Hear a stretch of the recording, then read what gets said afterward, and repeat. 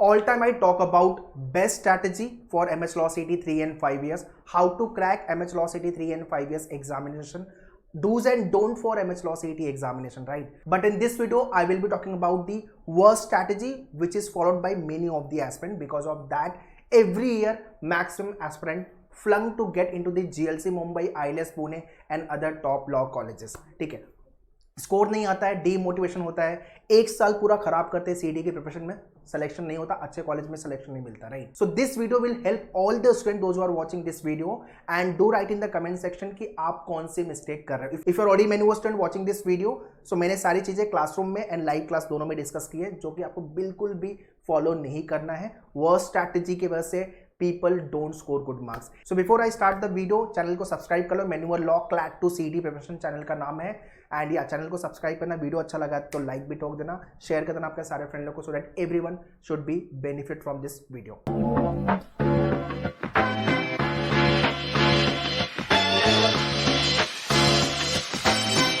Important disclaimer, जो भी college आप टारगेट करो, टॉप लॉ कॉलेजेस, राइट, उसका कलर प्रिंट आउट निकाल के stick on the notice board जहां पे आप पढ़ते हो, ठीक है? और क्या परसेंटाइल चाहिए, आइडली मैं सजेस्ट करता हूँ 99.99 परसेंटाइल लेके चलो स्कोर वाइज। 120 के ऊपर का टारगेट, या आउटसाइड महाराष्ट्र वाले हो तो 130 के आसपास का टारगेट आउट ऑफ 150, ठीक है? So preparation wise, if you have not yet started your preparation, you can join Manual classroom and live coaching both.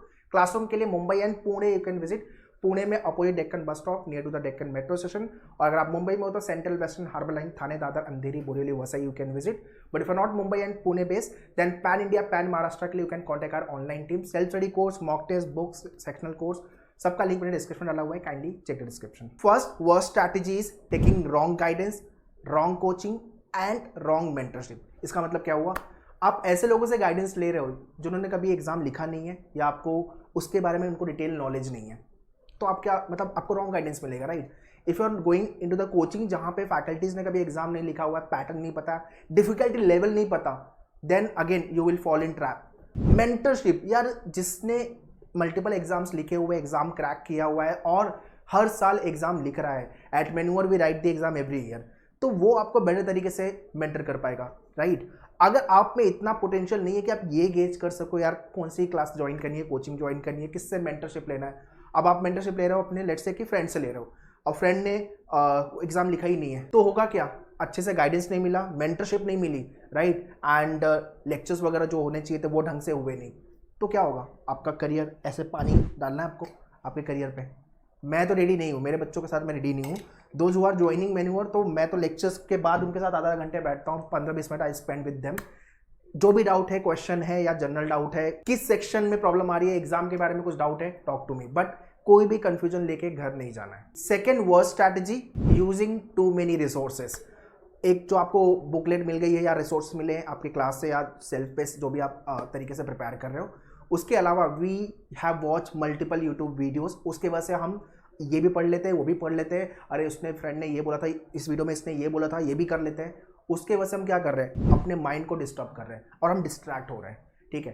तो एटलीस्ट 1 और मैक्सिमम 2, इससे ज़्यादा रिसोर्सेज की जरूरत नहीं है। कंप्लीट गाइडेंस आपको इस चैनल पे मिलते रहेगा। मतलब इस चैनल पे हो तो पूरी श्योरिटी में ले रहा हूँ कि आपको relevant and to the point information मिलेगी, बकवास नहीं मिलेगा, ठीक है? सो एक तो होनी चाहिए जो बुकलेट है आपकी स्टडी मटेरियल है, उसके क्वेश्चन टाइप सारे होने चाहिए, और उसकी प्रैक्टिस आप एटलीस्ट 2 से 3 बार करके ले लो, और जो लेक्चर्स में कंटेंट हो रहा है, जो आपको पढ़ाया जा रहा है, उस चीज़ को आप प्रिपेयर करके 1 से 2 बार उसको भी रिवाइज कर लो, ठीक है?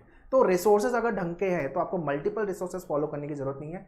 उससे होगा क्या पता है? आप यहाँ से परेशान होगे और यहाँ इसको खराब करोगे, दूसरा आपका टाइम खराब करोगे, तो एडवाइजेबल बिल्कुल नहीं है। Third worst strategy is lack of consistency and community. इसका मतलब क्या हुआ? एक तो हम पढ़ाई चालू करते हैं but we are not consistent. आज 2 घंटे पढ़े, कल 5 घंटे, उसके बाद 2-3 दिन तक पढ़ाई नहीं की, ये नहीं होना चाहिए। If you have decided per day I will be devoting 2 to 3 hours or 4 hours let's say for my preparation, ये वो स्टडी टाइम है जो आप खुद के साथ बैठ रहे हो। आपके लेक्चर्स जो हो रहे हैं वो टाइम अलग है, ठीक है?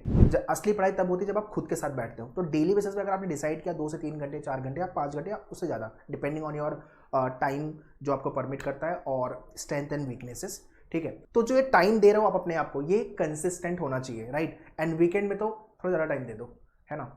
एंड कम्युनिटी, सेम टाइप के लोग एग्जाम के लिए प्रिपेयर कर रहे हैं। अगर आप ऐसे लोगों के आजू बाजू हो या ऐसे ग्रुप में हो तो वो कहीं ना कहीं एक हमारे लिए प्लस पॉइंट होता है, बूस्टअप होता है, and we get to know where we stand in the crowd, right.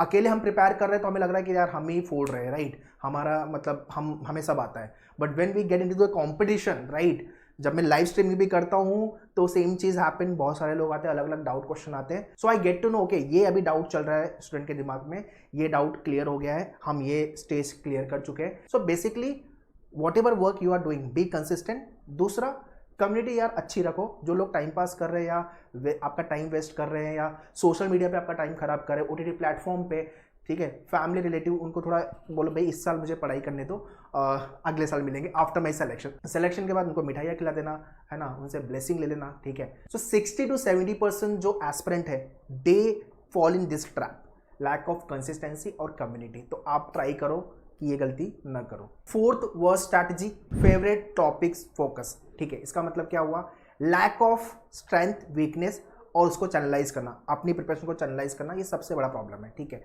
हमें जो टॉपिक अच्छा लगता है, हमें जो सेक्शन अच्छा लगता है, हम उसको लेकर के ज़्यादा फोकस्ड हो जाते हैं, उसको लेकर के ज़्यादा इंक्लाइंड हो जाते हैं, एंड जो टॉपिक हमें अच्छा नहीं लगता या थोड़ा सा हमसे मेहनत करवाता है, राइट, या हमें उस टॉपिक से डर लगता है, उस पर हम काम नहीं करते। So we run away from our weaknesses. This is what the another worst strategy. Don't do this, right. जो टॉपिक आपके अच्छे हैं उसको बेटर बनाओ, जो टॉपिक आपके वीक है या जो टॉपिक आपसे सॉल्व नहीं होते, यू डोंट लाइक, उस पर आपको काम करना पड़ेगा, because you want to excel in the examination, right.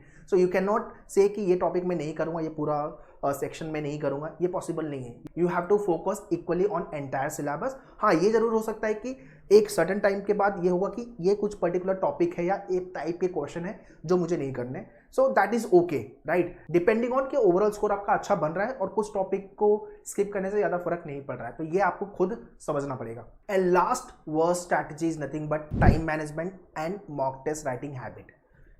Time management का मतलब क्या हो गया, एक तो आप प्रिपरेशन कर रहे हो, क्वेश्चन सॉल्व कर रहे हो, right, but after certain time particular question आपका एक पर्टिकुलर टाइम में होना बहुत जरूरी है, with in a minute, right. And whenever you write a topic test, right, you write a sectional test, you write the full length mock test, आपके time management पे काम करो, okay, because exam is about time management. So initially when you are learning the topic, you are learning the concept syllabus, तब तक ठीक है, but after certain time you need to work on the time versus question solving and accuracy.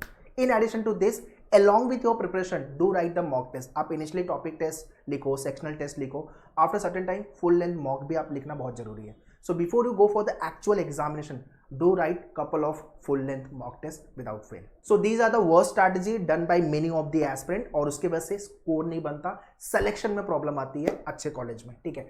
आप मुझे comment करके बताओ कि आप कौन सी वर्स्ट स्ट्रैटेजी या गलती कर रहे हो, do write in the comment section. If you are मैन्युअर स्टूडेंट, आई एम श्योर आप इसमें से कोई भी गलती नहीं कर रहे होगे, because I keep guiding you people, but still if you are doing mistake, try to avoid it. If you are not a मैन्युअर student and want to kick start your preparation, you can visit our centre Mumbai Pune, and online live classes के लिए pan India you can check it out. So that's all guys in this video. I hope video अच्छा लगा होगा, video समझ में आया होगा। अगर अच्छा लगा है तो लाइक ठोक देना, एंड ये वीडियो को शेयर करना आपके सारे फ्रेंड लोग को, so that every student should be benefited from this video. Any doubt, any question, you can always write in the comment section, I will be happy to reply you. All the best, thank you.